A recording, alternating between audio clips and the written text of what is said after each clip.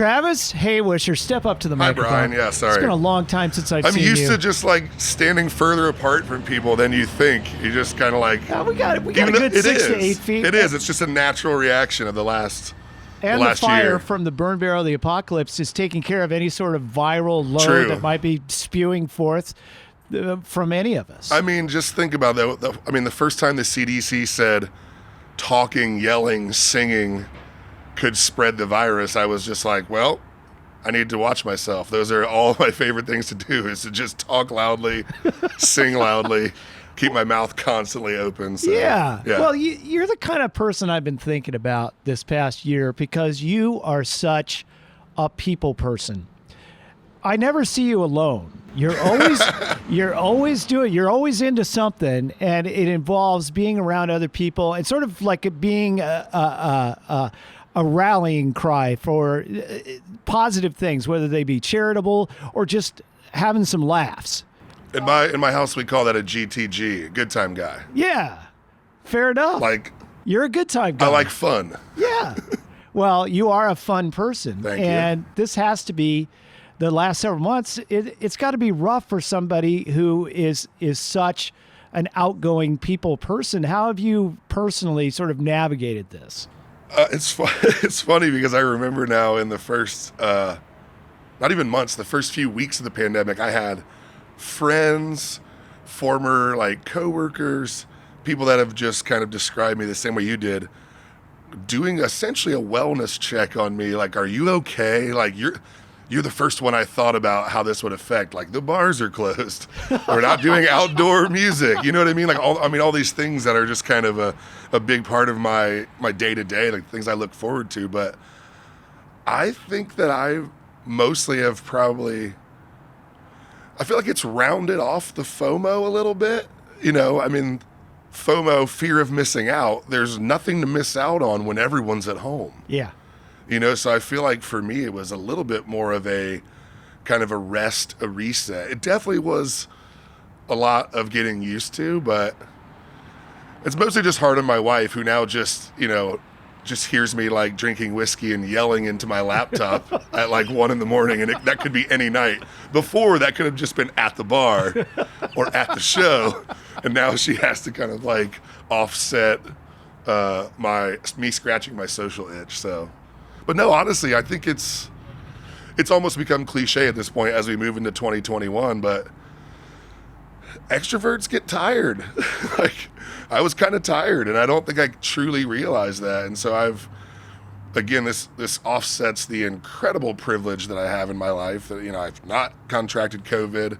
I lost my job this year, but I was able to bounce back and find another one that I really like and I really care about. But, you know, overall, I managed to find, I think, a little bit of peace, a little bit of rest. I tried reading, still doesn't work, even though but you're an author, and we'll get to that. Yes, yeah, I wrote, but reading still is tough. I thought I would get back to that, but I haven't quite gotten there yet. So yeah, I think I come out of this time feeling fortunate and refreshed a little bit. Yeah, have you found? I found this with reading and with binge watching. Is that there's so much when you have all this time at home, there's so much content that it's overwhelming and you don't know where to start, and you end up going back to like comfort food. Oh yeah. Yes. What's yours?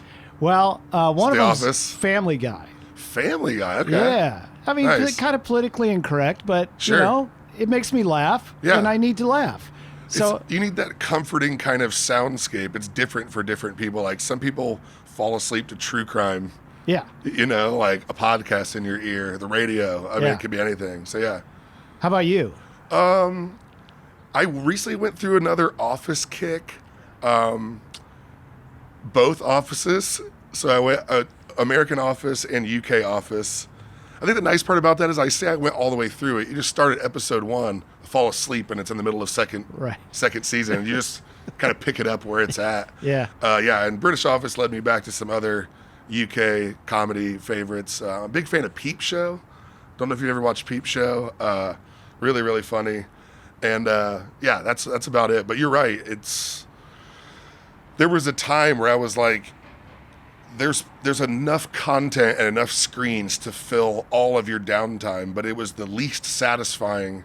I think I remember telling people it was the least satisfying that TV and movies had ever felt around like April and May. It just doesn't work the same way. It's meant to be that thing that kind of maybe comforts you or like is a relaxing thing, I think, as a change of pace from being out and about or being busy at work, or all those things. When you're home a lot, for a lot of us, I think you're just kind of like, okay, the TV's right over there. It's weird. I can finish my work day and then I can't just go watch Netflix for 7 hours. Yeah. So, but yeah, that's mostly my comfort. There's also a show called Great News. I highly recommend it. It's on Netflix. Okay. It's from Tina Fey and some other 30 Rock folks.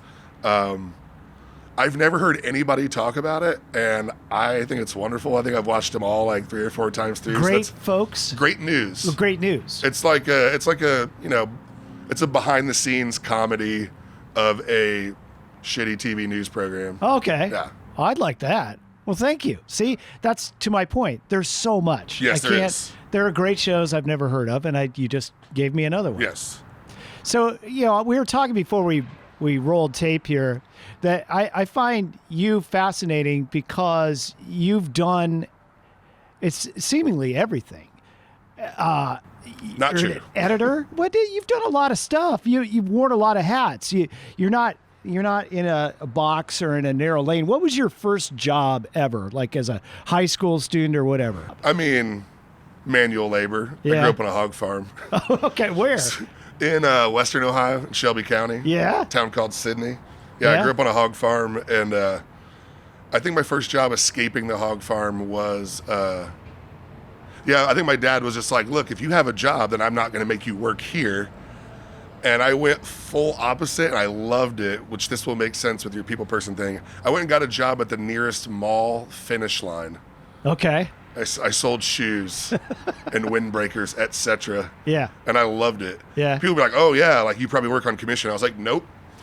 I just love talking to people every day. I thought it was relatively, I wouldn't say easy, but especially as a compare to, working on the farm where you're kind of like isolated. There's nobody popping in. Your coworker is your brother or your dad, so water cooler talk is a bit repetitive. Right. It's just mostly about mom and what's for dinner. Yeah. I think I was like, that probably was the start looking back of, I want to seek out jobs that kind of go ahead in line with what my personality is. Doesn't make any sense for me to just be doing data entry. It'd be great if I was good at that, but I think a lot of my skills, as you would call them, end up relating to what we would now call, I think, relationship building. Yeah. Back then it might have been more like, outgoing or, a people person type thing. But I now see it as a valuable skill in connecting people in the city. I love being the person that can think of somebody is trying to rent an apartment, and I just saw somebody on my Facebook page that was like, I'm trying to find a new place. I just love being that connector and kind of trying to smash people together. And I think that does come from growing up in a spot where it was mostly just your little unit. I was far away. I couldn't ride my bike to my friend's house. I'd have to bribe my friends to drive me home before I had my license with a half a tank of gas. Yeah. My dad now knows that I was basically stealing his farm gasoline all the time because that was the only way I could not have to ride the bus as like a 15-year-old. I didn't want to look uncool. So yeah, I bartered my family's gasoline tank to give me a ride all the way out there. So again, that's kind of how I arrived here, not just 20 years later, but when I went to Ohio State and I got to Columbus, I was just, I'm sure I didn't, but I picture me just spinning around, even though Ohio State is basically just like a concrete jungle. I was just like, oh, this is where I belong. Yeah. This place has sidewalks. Yeah. This is awesome. What did you major in? Communications. Yeah. Oh, me I too. majored in that. Me too. Another dumb con Yeah, major. I majored in that thing that athletes often major in so that they can still play football. Oh yeah. And probably managed like a 2.9 GPA. I can't remember, but which I don't know what it was like for you. I can't remember a lot of what I learned in communications courses, but college in my case, was an invaluable experience, probably for the things we just talked about, because it was a chance to not only be around a lot of people, but a lot of people that I would not have seen or met in my hometown. So, I mean, it completely shaped my worldview in a way that wouldn't have been the same if I wouldn't have left. Well, I think that's one of the most important things about college is because when I got to, in my case, Washington State, I grew up in a small town too. My granddad was a farmer. Yeah. So I spent some time, pulling weeds and painting fences and that sort of thing. And I wanted to get the hell out. But it almost becomes cliche after a certain point, though, doesn't it? Someone's like, what's your background? You're like, well, I lived in the country. I grew up on a farm. And then I wanted to go to the big city. Right. But, I mean, it is very formative. I mean, I would be a different person if I grew up even in Columbus, let alone New York or Boston or L.A. or Seattle. I would have been an entirely different person. I probably would be the person seeking to go the other way, to go, buy a cottage in the woods somewhere. And that's right. We have a really good balance here. I think so. It's not like it's overwhelming, but we got a lot of cool stuff going on. Yeah. I lived in Seattle. It's a cool city, but it's just so busy and it's gridlock everywhere. And I think that we sometimes miss the mark a little bit about why people that have transferred here from the coast really like it. And it's not just, I think, the cost of living. And we sometimes make a mistake of being like, and we have a museum too, which we do. It's wonderful. Wonderful people there. But, I think people are seeking that balance of the feel of a city, but you don't have to pick and choose when you go to the grocery store or when you drive to work. Like, it seems like Columbus has a really nice blend. Like you get a little bit of like the big city culture, but with much more of, kind of like the small town charm. I know that sounds so corny, but that's kind of what it is. Yet we've changed so much. What was your go-to bar when you were at Ohio State? Oh God. See, I was in that weird transition period. I was there from 98 to 02. Okay. So like South Campus, as maybe other people remembered it, older than me, was still intact. Yeah. And then it was a parking lot for the last 2 years of my college experience. So I tend to not remember, I think, my go-to bars towards the end of it because there just were less of them there. And some of them were starting to come in that were more like shiny and new and corporate. But I loved, like Panini South, which was right across from where the Gateway is now. That was the first one I went. That was the first one I went to, I think, where I was just like, so college is like it is in the movies. There's like people hanging out of the windows, and there's giant like plastic cups of terrible beer, you know? So I do have fond memories of that. But my favorite campus bars, I think, are ones that I didn't really attend a lot while I was at college. And then almost as soon as I was out, I found myself doing a lot of me and my friends and my friend group started to change. I started to go see more like live music. I was what doctors may refer to as a bro in part of college. Yeah. And I made that transition.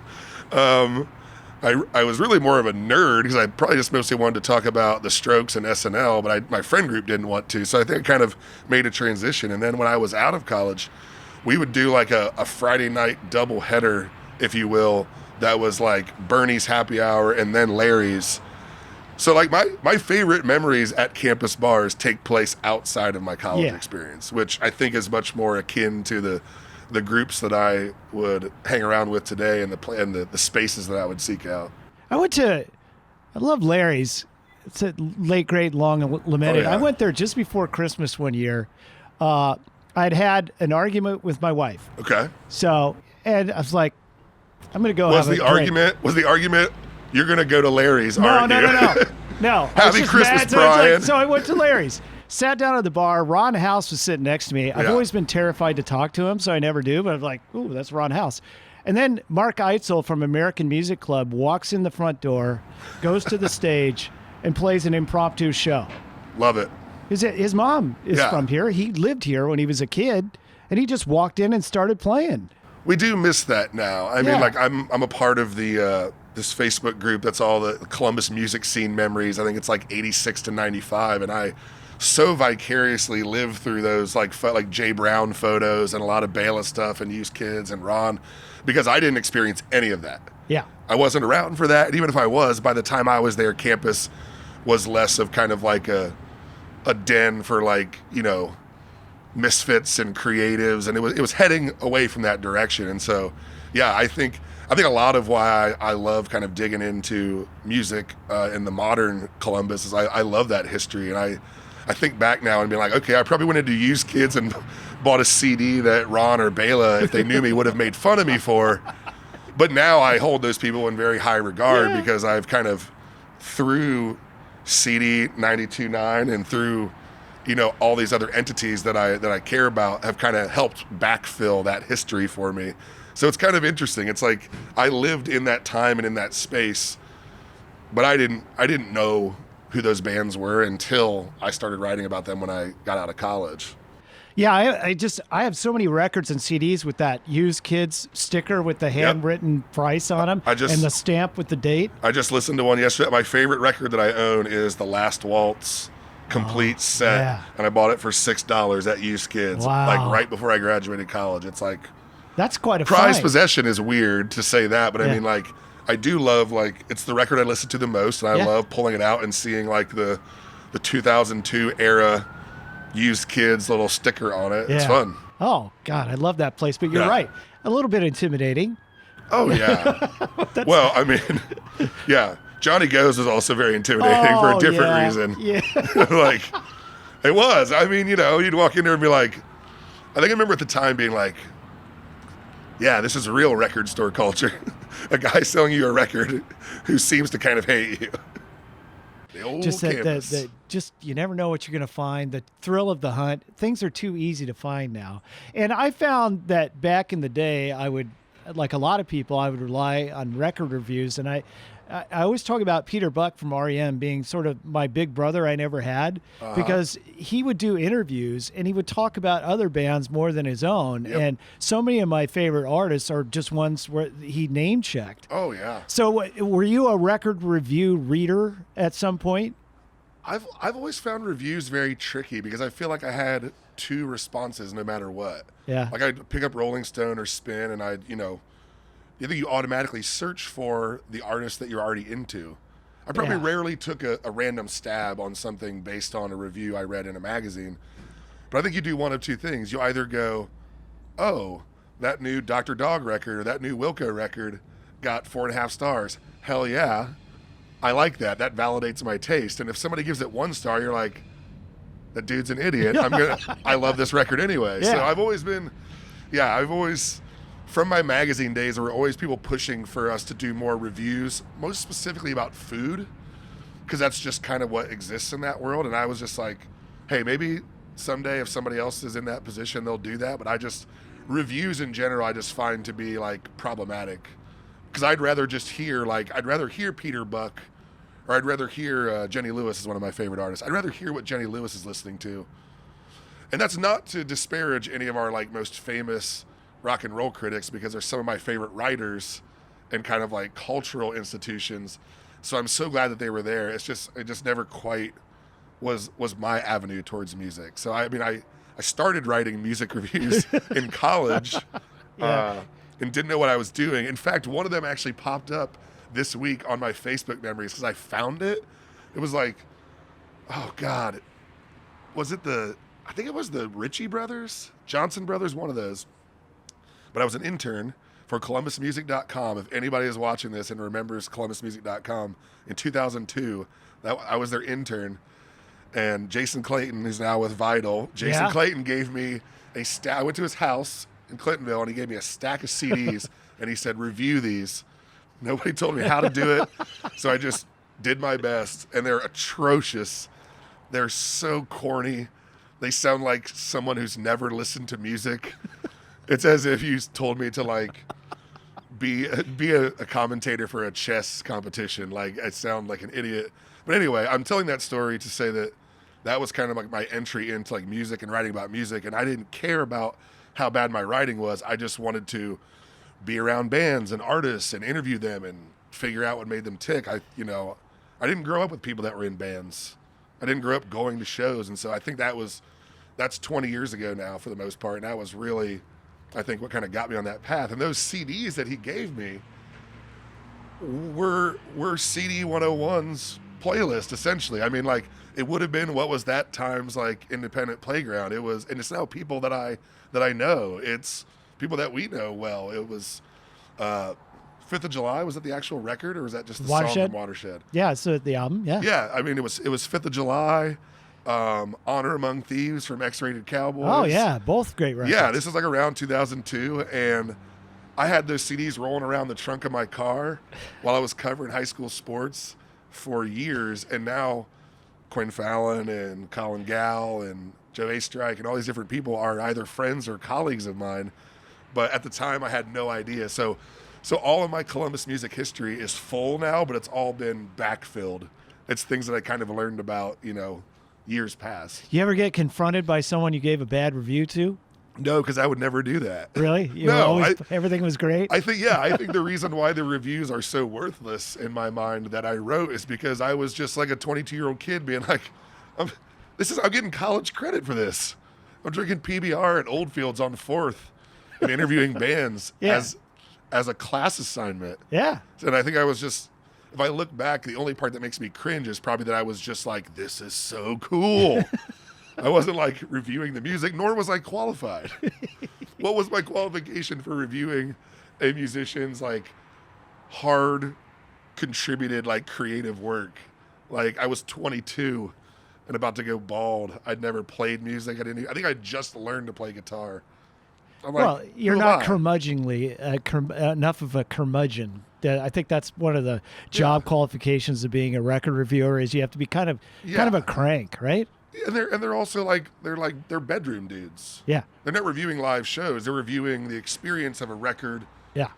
In their garage, in their basement, in their room, like fully, kind of immersive, like take you on a journey. And I'm a GTG. Like, yeah.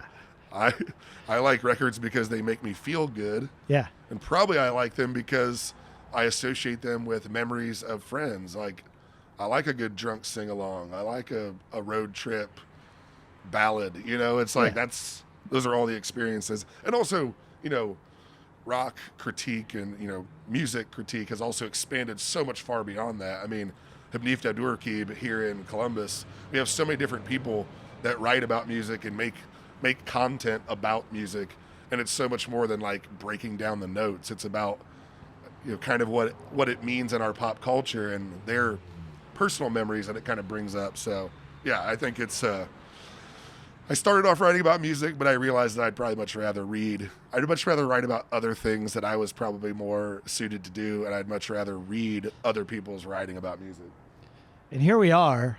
Yeah. Travis Hoewischer, published author. Naming your baby. This is one of my favorite topics on the air. People who give their kids ridiculous names, and oftentimes they're celebrities. Just today I was talking about two models that both named their newborns Baby, but one of them spelled it Baybi, and now they're not getting it. They're feuding because they both named their baby Baby. And I just wonder why they hate their children so much. I think maybe some people just want their family to be a riddle. You're like, wait, who's the doctor and who's dead? Like, was it their mom? It was their son?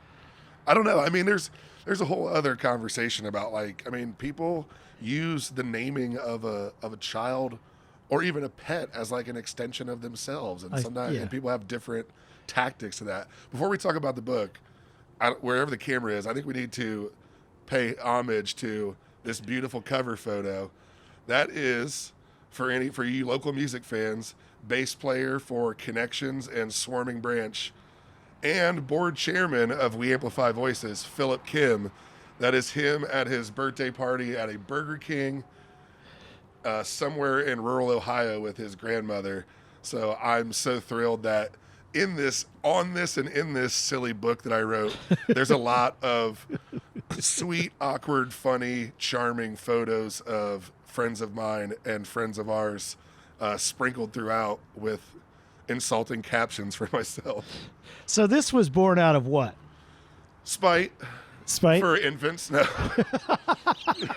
No, this was born out of a, I guess you would call it like a parlor game, patio game. My friends that were in bands, I used to tell them to play it in the van on tour. It started as a roast game of people's names. Uh-huh. So we would just start with Josh, for example, and somebody would be like, ooh, Josh. You know, you like crack your knuckles, like, all right, let's go in on Josh. And it was all very generic. It wasn't about somebody who was there, and it would just be a contest to who could come up with the best roast of the essence of a Josh. It's what we're now experiencing as Karen, but this predated that by 3 or 4 years. And I think part of the premise too is that like any man, this is not going to apply to you, any man who has a 1-syllable first name that's not short for something is probably a jerk. And it was a test of that theory. And then me and my friends just used to play it all the time. So I thought, man, I think there's something here because people would get such a charge out of doing it. It was a lot of people that I think that were maybe less extroverted and not people like me who are just constantly trying to crack jokes and be the center of attention. They would a lot of times have the funniest ones. And I was just got so fascinated about like, where are they conjuring that from? Like, is that because they know a Paige or a Clint or a Terry with an I? And it just kind of like steamrolled from there. And then after years of being at the magazine, when I left, I didn't know what my next move was going to be. And I was like, hey, I'm going to go to the lovely folks at $2 Radio right over here on the South Side. And I was like, if this can be a book, they would be into it. And after a little bit of time passed, they were like, we do love the idea, but can we shift it slightly to be a guide to naming your baby? And I was like, perfect, even better. So I sat down and wrote a bunch of roast jokes about fictional infants. Well, there are baby name guides. If it, you know, when you're expectant parents, you see those everywhere. This is a little different though. Carl, you talk about 1 syllable. See, by the way, I don't remember these. I feel like I was in like a deadline fever dream because I was like, I have to get this done. And so sometimes people are like, that was amazing what you said about Carl. And I'm like, tell me, I don't remember it. I don't want to be too mean, but you shouldn't pick a name that is naturally preceded by God damn it. Be honest. Most people will think, God damn it, Carl is the whole deal. Now, there's Kaylee, Keaton, and Keenan all died tragically in a rental scooter accident. So, okay. If you read that, what are the 4 names in a row? Kaylee, Keaton, and Keenan. I believe it is. And Kaylee. Well, I tried to get a little clever. By the way, by the time I got to the end of this book, I was like, this needs more variety than just jokes. And so I was toying with a bunch of different joke formats. I believe that one is the first 3 names all died tragically in a rental scooter accident. And the 4th one just says died in a rental scooter accident. Oh, right. Yeah, Kaylee. Yeah, Kaylee did. No one missed Kaylee. Kenny. Poor girl. Kenny is the elusive combo of always being late to stuff you didn't want to invite him to anyway. But yes, he does have weed. Yeah, okay, that's a great example. This is what some of the feedback was when the book started going out. My doctor growing up, who's become a close friend, him and his wife of my parents, and we're all Facebook friends, she ordered it, and she goes, Kenny's got weed, ha ha ha, because the doctor and her husband's name is Ken. Yeah. Like, I didn't remember I wrote that, but maybe Kenny does have weed. It's so silly. It's so funny to be like promoting a book. Well, this would be a good book to take to a bar when we're all allowed to do that again and sit around a table and pass the book around. Totally. Rudy, it's not a coincidence that he's had more waterbeds than sexual partners, and it's also not very sad. Now, I looked my name up. But I'm not in here. No, so. Well, and that's the thing. Like my friend Matt, my oldest friend Matt, bought the book, and he was like, "I'm disappointed that Matt's not in here," because I mean, part of me was hoping if I could pull it off that this could be like anybody could find their name in there. But I told him, I said no. I was like, most Matts are nice. You're just not. I'm not going to make fun of all the Matts because I don't like you. You do a volume 2. Yeah, that's true.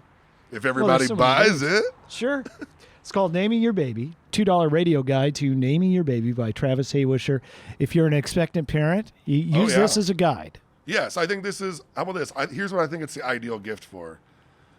You probably have no idea what to send your friends who are about to have a baby. I think this is the perfect thing to be like, you may not use it as a functional guide, but you'll get a good laugh out of it. Oh, absolutely. And I think I've had a lot of people tell me, too, that they're sending it to people who are having their 2nd or 3rd child, and they quickly look up to see, if the first one's name is getting is getting blasted. Dale. Dale can get you a carburetor, no problem. What he can't do is get Verlene out of his mind. Woman's going to be the end of it. I don't know if it made this. it or not, but I tried to make that like a dictionary kind of gag. And it, like, I think when you go to Verlene in the back, it just says "See Dale." Yeah. And it's weird to revisit this after finishing it at the end of the pandemic. I didn't write most of it during the pandemic while not having a job because I just wasn't feeling funny. Nothing felt funny. I wasn't like, let's sit down and write this wacky book. So it only kind of came together over the course of like a month at the end of the fall. And it's weird to hear the jokes read back to me because I'm hoping that they're still funny, because you don't want to get caught in this trap. Like, I think the intro that I wrote, which was pre-pandemic, does have a Karen joke in it. And I almost took it out by the time we finished the book because before, when I wrote that had not become this sort of cultural meme. And I didn't want it to seem like I was just kind of trying to ride that coattail. I wanted to be like, no, my hope is that somehow I have described the Kyle that you were in third grade with. And so far, I mean, I've done some other podcast interviews about it. It's really funny how that's worked out. People are just like, man, I don't know how you did it, but you nailed Casey. I'm like, cool. Well, find yourself in here and, don't take it too seriously. Yeah. Or do.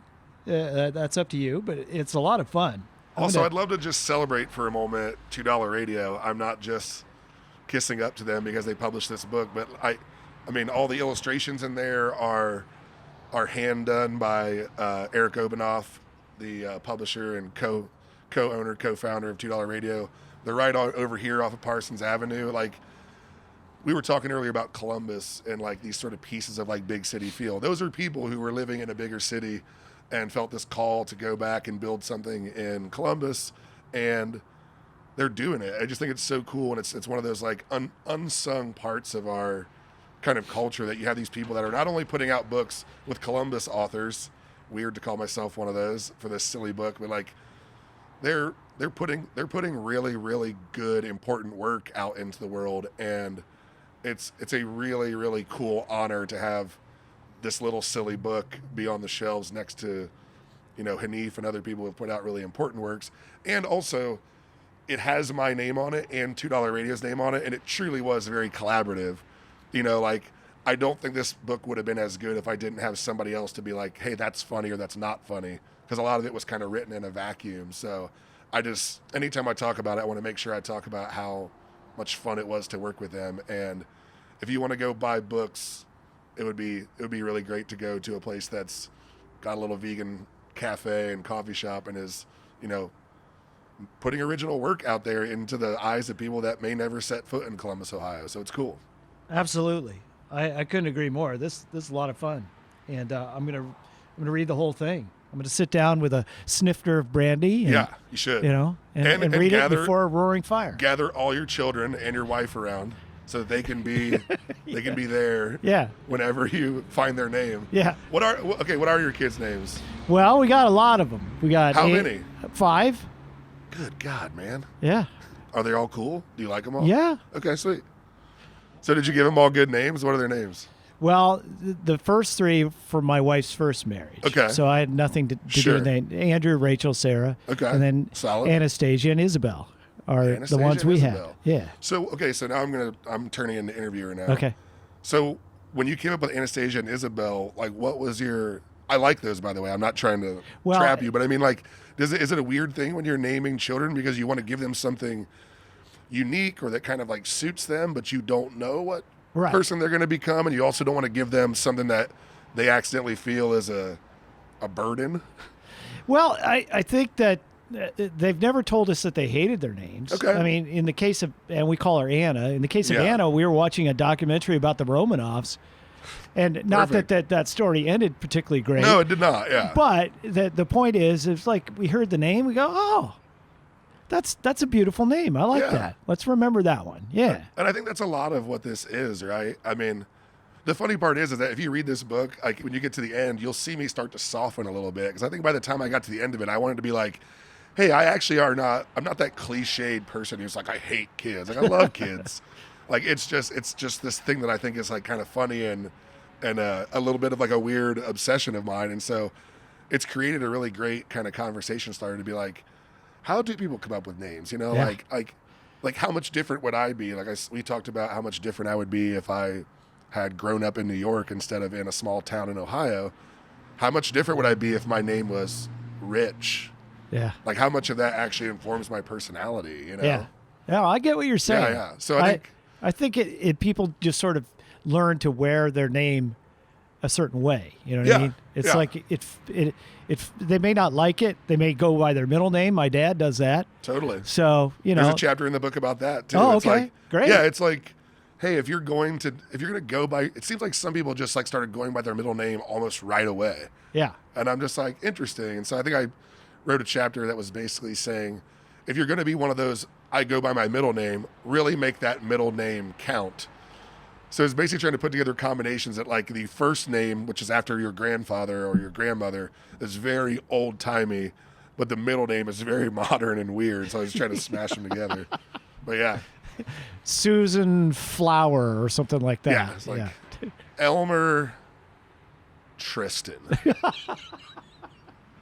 Well, leave it at that. That was also how this started too. I mean, like we talked about this before, and it became the intro. But like, I've done stand up off and on for many years, and it started with bits of just saying like, shout out to Keith Hanlon and several of my friends who may see this, who immediately noticed the intro. But I was just like, okay, just imagine yourself, your friends are having a baby. They put it on Instagram, and they're like, everybody, we can't wait for you to meet Keith. And it was just the notion of being like, Keith is not a baby's name. Keith is a stepdad's name. Keith is like a dude.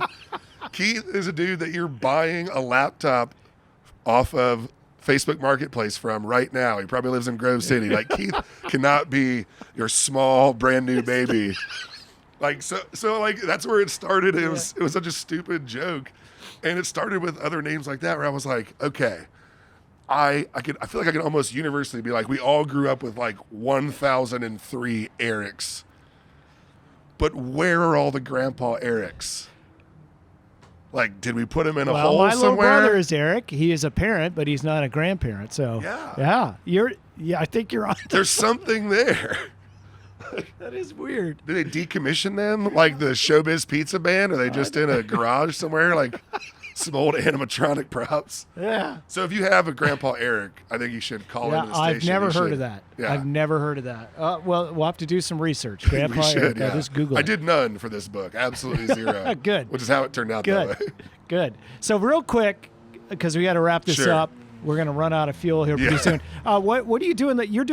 You're a part of a foundation now, right? Yeah, I work for a nonprofit here in Columbus. I'm their development director, so all of my years of being a GTG is not just out there trying to have fun, but I try to use my relationship building skills to raise money, like build initiatives as best as I can. But yeah, I'm working for Gladden Community House in Franklinton. The pandemic obviously exacerbated a lot of issues for a lot of people, most specifically the people that are living in lower income neighborhoods. So we are raising money and working to kind of adapt to needs that were already pretty high. So it feels really meaningful when I'm not writing silly, stupid baby roast books that during the day I'm able to, find ways to connect people to a cause that they care about. And, maybe this is why I'm a little bit more positive during this pandemic, not only because of my good fortune, but it has absolutely created a deeper need and a more severe need for basic things, food, housing, all these different things that we kind of help try to keep sustainable. But the one thing it has done, weirdly, is that it has put the collective nonprofit mission of the world on display. Mm-hmm. Giving is up for us this year, and for a lot of folks. And so my little silver lining about 2021 is that if we can carry into this year the idea that, hey, how your community stays strong is not just donating one time at the end of the year. If you're able, create a relationship with your radio station, with your nonprofit organization, with the food pantry near you. So, you know, whether it's been music or journalism or stand-up, I feel very, very lucky that I'm able to be a working part of a community like that to kind of tie everyone together. And you know, we'll be back. We'll be back. It's going to happen. It'll be different, but I'm hoping that when we come back, we will remember how much we missed it, and we'll remember how we took care of one another and kind of, you know, stuck together, and that'll be that. Well I have said. to stop talking because I'll talk for another 17 segments. So that's Well it. said. Well said. And where can we find the organization online? Yeah, Gladden Community House on Facebook and Instagram. We also are at gladdenhouse.org. Working on a new website right now, but if you want to donate, we've got a campaign going through the end of January to help put some extra money in the coffers, and we have a new director taking over soon. So, yeah, and again, find a nonprofit that you care about, even if it's not ours. Find one that's close to your house, close to where your kids go to school. Do some small thing. You may think it's too small. Don't think that. Like, go be a monthly member or go make a donation to someplace nearby you. It just feels good, and it's needed. So, yes, thank you for having me. Well, thanks for being here. Of course. And again, the book is Naming Your Baby, the $2 Radio Guide to Naming Your Baby by Travis Hoewischer. Thank you, Brian. Thanks for being here, man. Thanks, y'all. Appreciate being here. Next time I see you, I want to be at the beer stube with you. Yeah. Let's go Let's to the do beer that. tube. All Let's right. go to the jukebox. We'll talk right in each other's ear. Like, we'll just really go Like an inch from pre-pandemic your face. style. Fair enough. It's a date, Travis. All right, cheers. It's Brian's Burn Barrel of the Apocalypse.